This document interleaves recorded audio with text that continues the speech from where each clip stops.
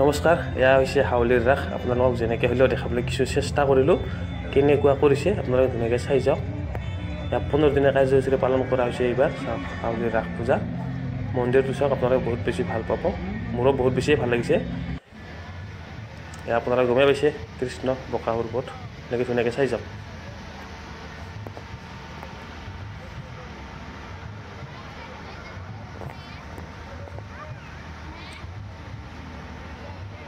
আৰু ইয়াত মানে গান বাজি আছিলে, সেইকাৰণে মানে একদম ষ্টপ কৰি দিছোঁ, যিহেতু কপিৰাইট লাগিব। আপোনালোক এইবিলাকে চাওক, এই মন্দিৰবিলাক চাওক। ইয়াত মানে চাউণ্ডটো দিয়া নাই মই, সেইকাৰণে কপিৰাইট লগাৰ কাৰণে, নহ'লে কপিৰাইট লাগিলে বেয়া হৈ যায় ভিডিঅ'টো।